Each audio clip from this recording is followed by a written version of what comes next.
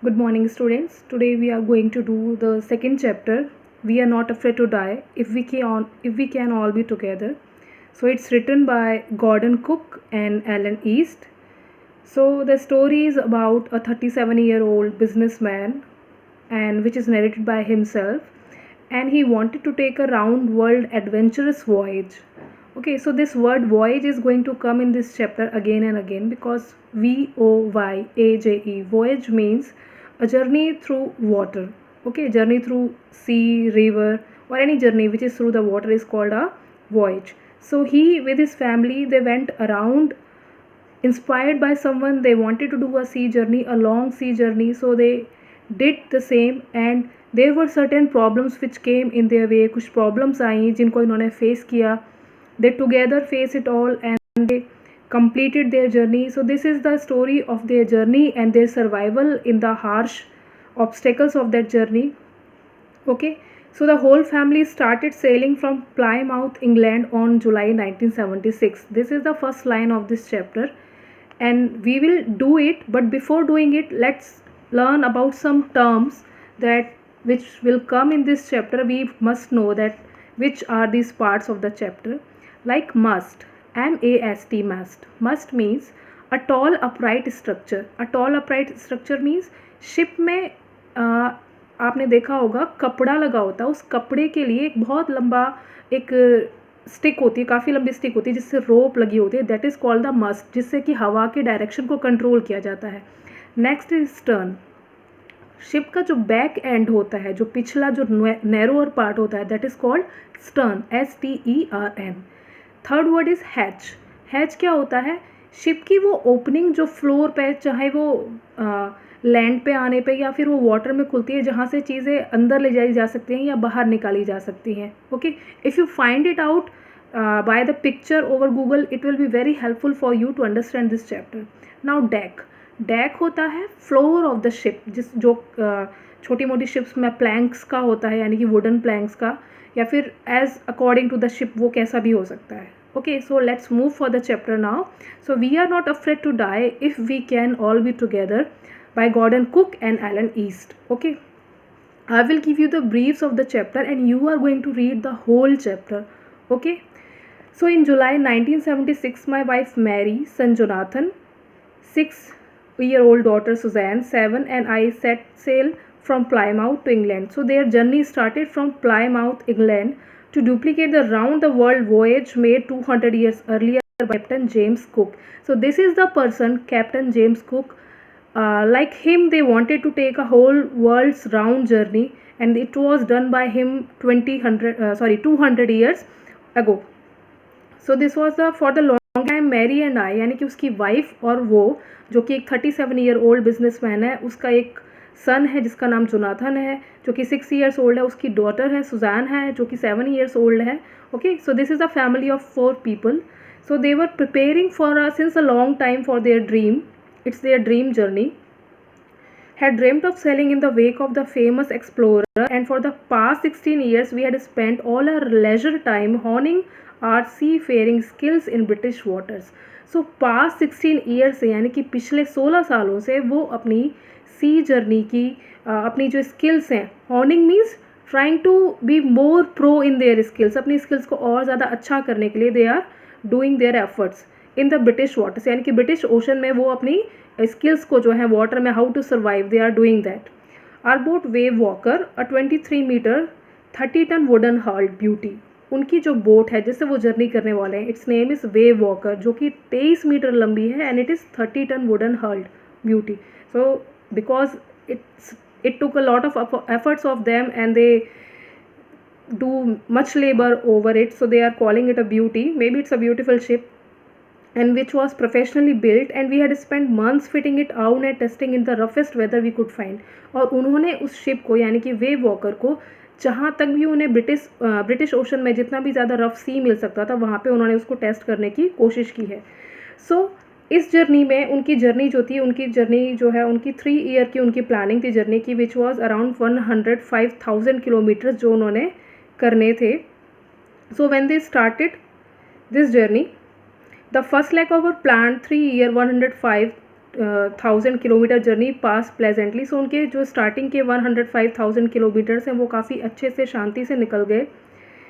As we sail down the west coast of Africa off Cape Town, so Cape Town तक सब कुछ ठीक था। There before heading east we took on 2 crew man, उन्होंने उसके बाद 2 क्रू मैन हायर किए।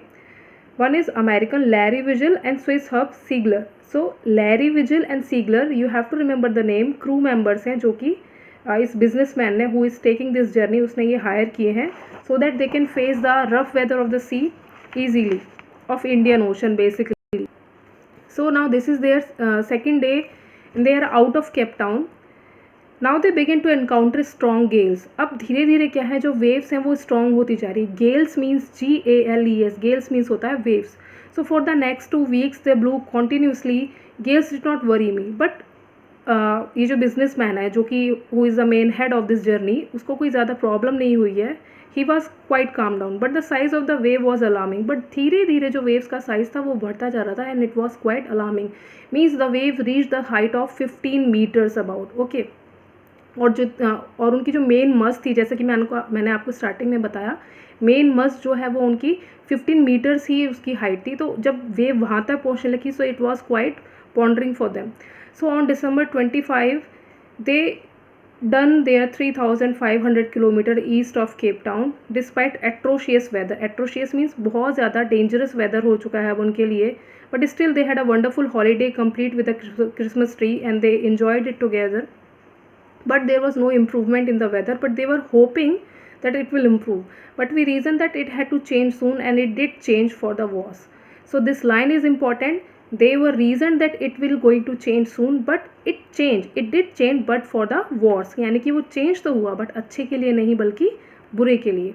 So now this is 2nd of January. At dawn on January 2, the waves were gigantic. Now जो waves का size है, it was gigantic. Gigantic means बहुत ही ज़्यादा बड़ा size. Okay. यानी कि giant size. We were sailing with only a small storm jib, उनके पास एक स्मॉल स्टॉर्म जिब थी and they were moving towards their journey and the wind noise it was quite painful for their ears, यानी कि जो हवा की speed है वो बहुत ज़्यादा तेज़ थी। So now the first indication of impending disaster came at about 6 PM. So on 2nd January 6 PM को there was quite ominous silence. Remember these words, ominous silence यानी कि ओमनियस होता है यानी कि एक तरीके से अपशगुन, यानी कि बहुत ही ज़्यादा bad silence. It was a very bad silence time. The wind dropped, हवा जो है वो एकदम से बंद हो गई। And they saw enormous cloud, उन्होंने एक बहुत बड़ा क्लाउड देखा। But to their utter amazement, उन्हें लगा कि ये जो है ये क्या है, क्लाउड है, but that was not a cloud. Let's see what is the line. I realized that it was not a cloud but a wave like no other I had ever seen. But it was not cloud. आप सोचो कि जिस wave को, blue wave को आप सोच रहे हो, इट्स अ ब्लू क्लाउड, आप जिसको बादल समझ रहे हो, जो कि इतना हाई था, जो आपके बादल यानी कि इट हैज़ ऑलमोस्ट कवर्ड, जो कि वर्टिकल है, बहुत ज़्यादा ऊंचा है। और वो क्या होता है, वो एक वेव होती है, ना कि वो क्लाउड होता है। And that strike the wave walker, जो कि बाद में इस वेव वॉकर से टकरा जाती है विद अ फ्राइटफुल क्रेस्ट, यानी कि बहुत ही तेज़ आवाज़ के साथ वो जो गेल है, वो वेव है, वो जो है टकरा जाती है। The roar increase to a thunder as the stern moved up the face of the wave and for a moment I thought we might ride over it, but then a tremendous explosion shook the deck. एक बार को उसे लगता है शायद वो उसके ऊपर से होकर निकल जाएंगे, but no, it wasn't happen. और वो जो वेव है वो बहुत ही ज़्यादा एक्सप्लोजन के साथ it strike to the deck of the ship. A torrent of green and white water broke over the ship, और एक बड़ा सा तूफान पानी का प्रेशर उनकी शिप के ऊपर आके टकराता है, उनकी डेक से, यानी कि उनकी शिप के फ्लोर से। And they thought at that time I accept my approaching death, उन्हें लगा कि शायद अब वो मरने वाले हैं। And as I was losing consciousness I felt quite peaceful, और धीरे धीरे अपनी कॉन्शियसनेस जा रही थी उस बिजनेसमैन की, who was the head of the journey. So वो he thought that it is quite peaceful. Unexpectedly my head popped out of the water, लेकिन थोड़ी देर में उसका सिर जो है वो पानी के बाहर निकल जाता है। Now it's all water over the deck of the ship, यानी कि शिप के फ्लोर पे पानी भर चुका है। Now he grab the guard rails, यानी कि शिप के साइड में जो रेलिंग है उसको पकड़ के ही ट्राइड टू अप, वो खड़े होने की कोशिश करता है। नाउ अभी भी इसके बाद भी वेव्स आ रही हैं और वेव्स उसको टॉस कर रही हैं उस डेक पर, यानी कि उसे कभी इधर से उधर उसे गिरा रही हैं। और इस सारी प्रोसेस में क्या हुआ है, his left rib has cracked, और उसके माउथ में बहुत सारा खून भरा हुआ है, मे बी उसका एक दांत जो है वो टूट चुका है।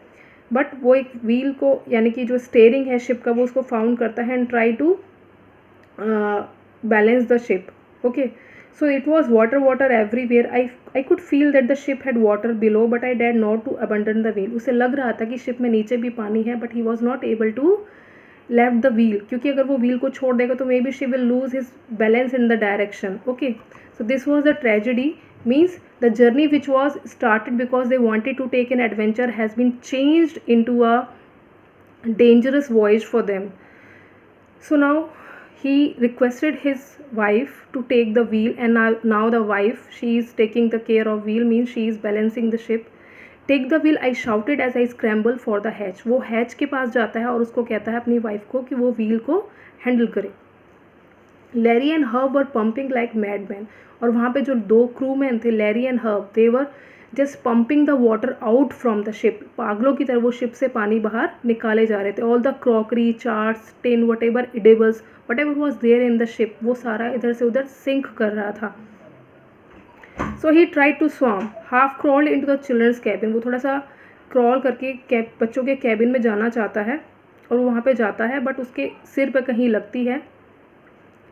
Said Sue, pointing to a big bump above the eyes. I had no time to worry about bumped heads. तो देखता है उसकी बेटी की चोट लगी हुई है, but he has no time to wonder over it. वो उसको देखने का उसके पास बिल्कुल भी टाइम नहीं था. So he tried to find out a hammer, screw and canvas, यानी कि जो कुछ भी उसे चीज़ें मिलता है, he assembled all these things and he tried to maintain or repair the ship again in better position. Somehow he managed to stretch canvas and secure waterproof hatch covers across the gaping holes. Okay. Now more problems arose when our hand pumps started to block with the debris floating. Debris floating means जो भी कचरा या फिर जो भी सामान वहाँ पे बह रहा था, उसने क्या किया, जो पंप्स लगी हुई थी वाटर को आउट करने के लिए, वो ब्लॉक हो गई. सो this was the main problem. But somehow he found a spare hand pump and again the process of pumping water out has started. Then I remembered we had another electric pump. उसके पास एक और charter room में एक और electric pump थी, उसने उसको निकाला. Okay, and then he try to do some mayday calls. Mayday calls होते हैं, उसने शिप से हेल्प के लिए किसी नियर बाई शिप से या नियर बाई जो भी वहाँ पे लैंड स्टेशन आइलैंड जो भी अवेलेबल था वहाँ पे कॉल करने की कोशिश की, but there was no response of this. So this was the first part of this chapter. We will do only this much for today, and next we will do our next lecture. If you have any problem, give me a voice message or you can do comment and I will reply over it. Okay, thank you.